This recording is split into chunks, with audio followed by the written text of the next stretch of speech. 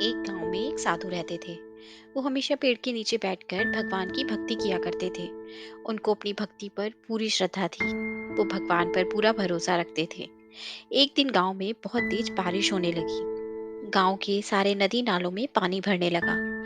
गांव के सारे लोग अपना सामान लेकर दूसरे गांव में बसने लगे। गांव के लोगों ने जाते जाते साधु से भी कहा कि महाराज, आप भी हमारे साथ दूसरे गांव में चलिए, क्योंकि यहाँ पर रहना खतरों से भरा है। साधु ने कहा कि मुझे भगवान पर पूरा भरोसा है और मुझे मेरे भगवान बचाने के लिए जरूर आएंगे। साधु ने ऐसा बोलकर गांव वालों के साथ दूसरे गांव में जाने के लिए मना कर दिया। सभी गांव वाले वहां से चले गए। कुछ देर बाद बारिश बहुत ज्यादा तेज होने लगी और पानी साधु के घुटनों तक आ गया। उसी वक्त एक गाड़ी वाला वहां से गुजर रहा था। उसने इन साधु को देखा और साधु से कहा कि आप मेरे साथ चलिए, मैं आपको इस गांव से बाहर ले जाता हूँ। साधु ने कहा कि आप जाइए, मुझे मेरे भगवान बचाने के लिए जरूर आएंगे। वो गाड़ी वाला भी वहां से चला गया। कुछ देर बाद बारिश इतनी ज्यादा बढ़ गई कि पानी साधु के गले तक आ गया। तभी एक नाविक वहां से गुजर रहा था।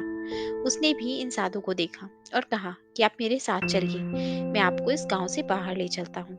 साधु ने उस नाविक से कहा कि आप जाइए, मुझे मेरे भगवान बचाने के लिए जरूर आएंगे। वो नाविक भी वहां से चला गया। बारिश बहुत तेज हो रही थी और पानी बढ़ता ही जा रहा था। इसीलिए साधु अब उस पेड़ के ऊपर बैठ गए और भगवान की भक्ति करने लगे। कुछ देर के बाद वहां से बचाव कर्मी हेलीकॉप्टर से गुजर रहे थे और उन्होंने इन साधु को देखा। उन्होंने साधु से कहा कि आप हमारे साथ चलिए, हम आपको बचाते हैं।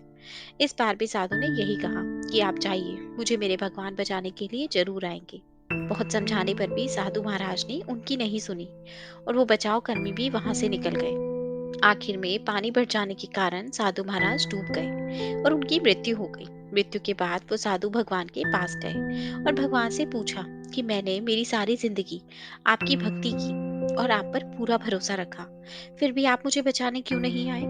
भगवान ने कहा कि तुमसे किसने कहा कि मैं तुम्हें बचाने के लिए नहीं आया था? तुम याद करो, वो गांव वाले लोग, वो गाड़ी वाला, वो नाविक, वो बचाव कर्मी, वो सभी कौन थे? वो सभी मेरे भेजे हुए दूत ही तो थे। पर तुमने सही अवसर की पहचान ही नहीं की और उसी वजह से तुम्हारी मृत्यु हो गई। दोस्तों, आशा करती हूँ आपको ये कहानी अच्छी लगी होगी और जरूर कुछ नया सीखने को मिला होगा। आपका एक लाइक, शेयर और सब्सक्राइब हमें ऐसी ही और वीडियोस बनाने के लिए मोटिवेट करता है। इसलिए अगर अभी तक आपने हमारा चैनल सब्सक्राइब नहीं किया, तो प्लीज़ आप हमारे चैनल को सब्सक्राइब करें। आपसे कल फिर मुलाकात होगी एक नई कहानी के साथ। धन्यवाद।